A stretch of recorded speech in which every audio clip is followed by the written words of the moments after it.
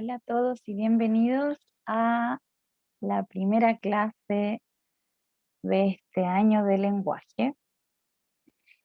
Bueno, recordarles mi nombre, Julieta Moreno, voy a ser su profesora de lenguaje, así que vamos a empezar entonces viendo los contenidos que nos corresponden.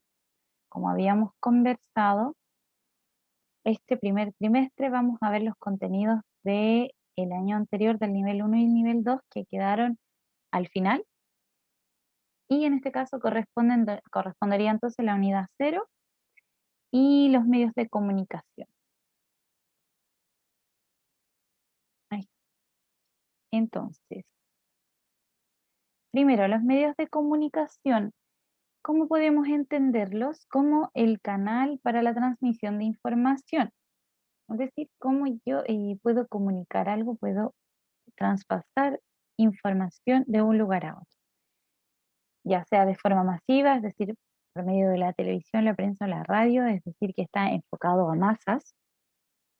O también puede ser de forma privada, de forma directa, como el email, el WhatsApp o los mensajes directos como los chats.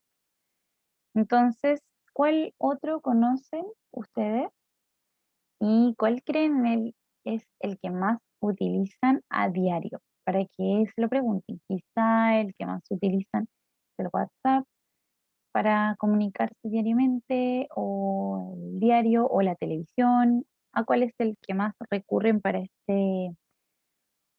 esta transmisión de información?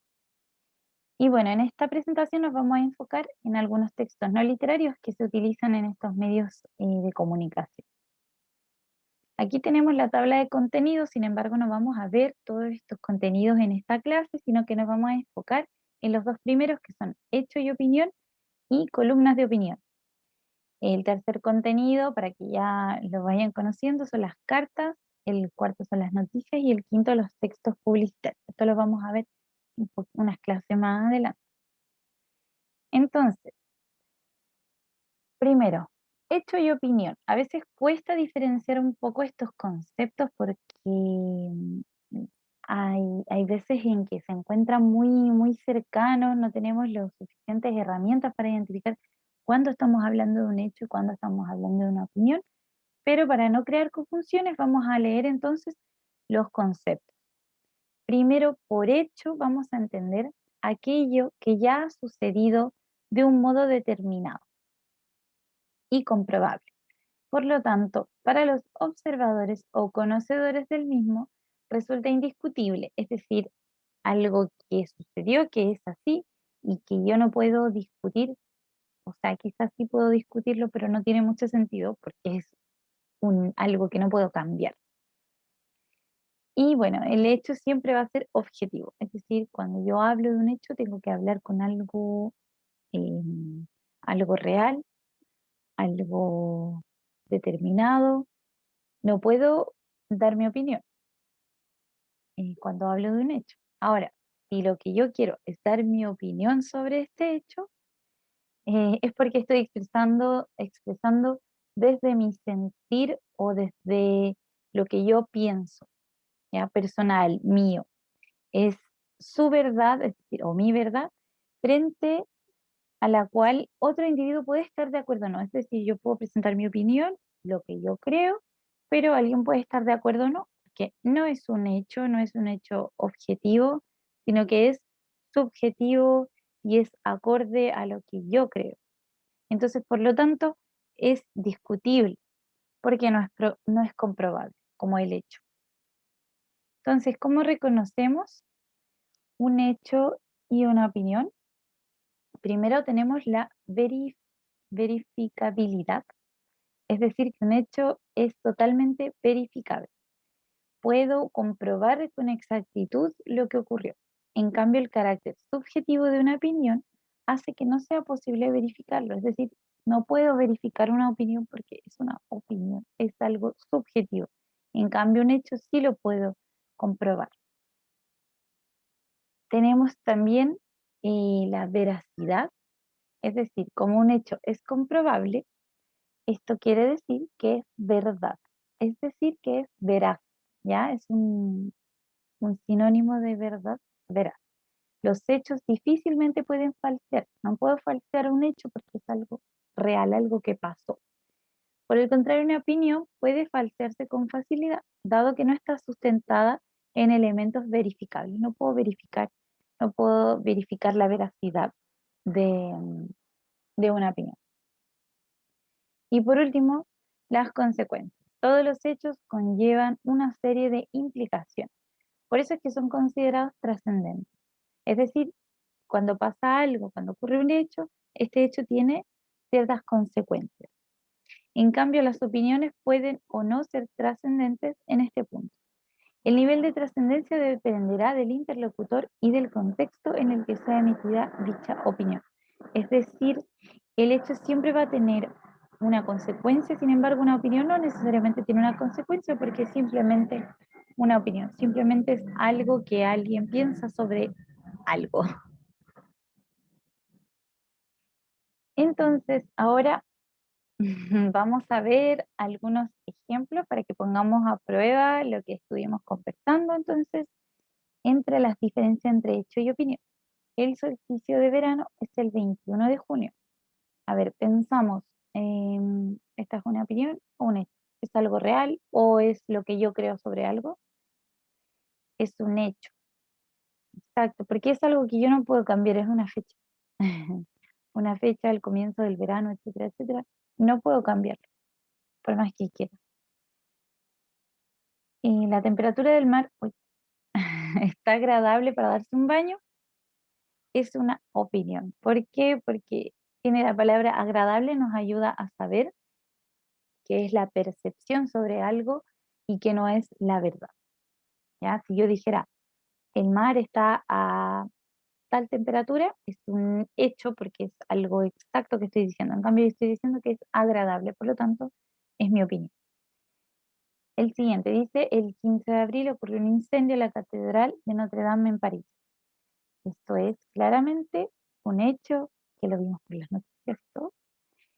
Y el segundo, la Catedral de Notre Dame en París se incendió debido al efecto de la conocida maldición de las gárgolas. Como fueron removidas durante la restauración, dejaron sin protección al templo. ¿Qué sería esto? ¿Un hecho o una opinión? Veamos, una opinión claramente porque estamos hablando de algo que no es comprobable, es una creencia popular. Entonces no la podemos comprobar. La siguiente, la película Avengers Endgame superó en taquilla a Titanic. ¿Qué sería esto? Un hecho, porque es algo real.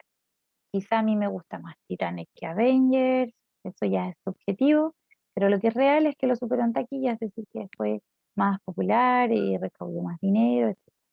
Fue más vista, todo ese tipo de cosas.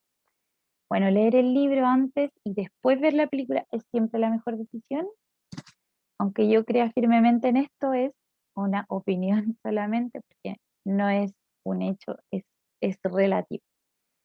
Y por último, el lunes es el primer día de la semana, podríamos decir la semana laboral, la semana hábil, es un hecho porque nos guiamos por el calendario.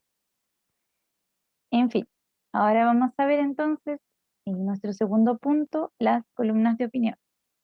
Entonces, una columna de opinión es un texto no literario, como habíamos conversado, que se encuentra dentro del género periodístico. Y, tal como su nombre lo indica, está enfocado a exponer la opinión de quien la escribe sobre un tema, por lo general, contingente. Es decir, el que escribe esta columna de opinión elige un tema, por lo general que sea interesante, discutible, contingente, y esta persona está enfocada en exponer su opinión en esta columna. Ya lo más importante de la columna de opinión es la subjetividad, que habíamos hablado antes, y la libertad de expresión de quien emite el texto. Es decir, que siempre va a estar guiado por su propia, como por sus propios ojos, por cómo él ve las cosas, o ella, la persona, el autor del texto. Cómo ve los hechos, puede expresar su opinión. Y eh, está sujeta a la libertad de expresión de quien la escribe. Usualmente se puede encontrar una columna de opinión en un medio de prensa, escrito o virtual, así como en blogs o revistas virtuales. Es decir, puede ser en diarios, en blogs, en revistas, etc. Entonces, a continuación vamos a leer una columna de opinión que se presenta y vamos a tomar en cuenta que se trata de un texto que expresa opinión, por lo tanto solo vamos a identificar los hechos. Entonces, tenemos esta siguiente columna de opinión. El título es Animales, humanos y no humanos. La cuarentena nos afecta por igual. Y lo escribió Jairo Jorquera. Entonces, a partir de este viernes 12 de junio, en Valparaíso comienza a regir la cuarentena total, tema del que todo el mundo en la comuna está hablando.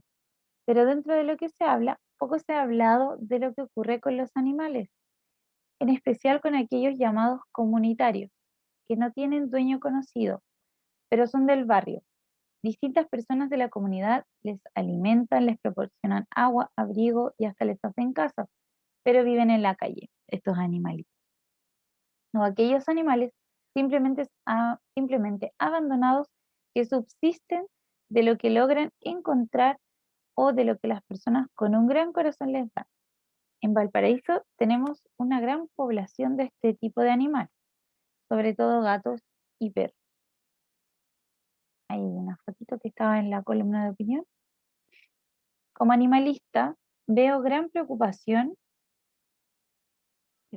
veo con gran preocupación las complicaciones que tanto agrupaciones como personas naturales pudiesen tener al momento de querer salir a alimentar o atender a estos animales, o a otros que teniendo dueños conocidos o registrados pueden necesitar atención y no pueden recurrir a atención médico-veterinario por sus costos y acuda a personas que sabe que son animalistas o pertenecen a alguna ONG de protección animal. Entiendo que existen permisos referentes a iniciativas comunitarias, pero ¿será eso suficiente? Creo que el municipio, aquí viene la opinión de la persona, entonces aquí tenemos que prestar mucha atención. Creo que el municipio porteño, por intermedio del departamento correspondiente, podría empadronar con ayuda de las coordinadoras territoriales de confinamiento a quienes deseen y puedan ayudar en esta arista, que tampoco se toma en cuenta durante este proceso.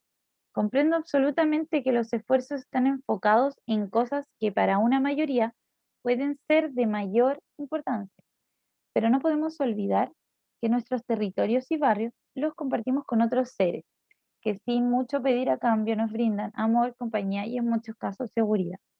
La pandemia y la cuarentena no solo nos afecta a los animales humanos, y es por eso que también se hace muy necesario tener a la vista y con claridad todo el entorno.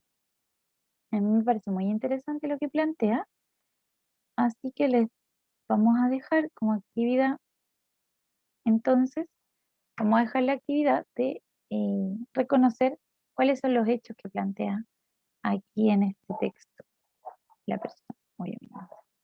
Ahí está. ¿Cuáles son los hechos que se plantean en esta columna de opinión? Porque las opiniones yo creo que están mucho más claras, están a la vista. Sin embargo, tenemos que reconocer cuáles son los hechos dentro de esta columna. Bueno, y para finalizar esta primera clase, vamos con el siguiente actividad de escritura. Entonces, la actividad de escritura, creando mi columna de opinión, es para que la puedan realizar. Entonces, la idea es escribir su propia columna de opinión. ¿Cuáles son los requisitos para crear esta columna de opinión? Elegir un tema de interés, explicar el tema para luego dar pasos al punto de vista, es decir, hay que ser explicativo también porque uno quizá no sabe de lo que está hablando, y después dar su opinión, ¿cierto? Y debe estar escrito de forma clara y la extensión es media plana. Puede ser más también, pero al menos media plana. Entonces, vamos a dejar hasta aquí. Esta sería nuestra clase 1. Espero que hayan quedado los contenidos claros. Siempre estoy disponible para responder cualquier cosa. Así que bueno, me despido esperando que esté muy bien y ojalá nos podamos ver pronto. Un abrazo.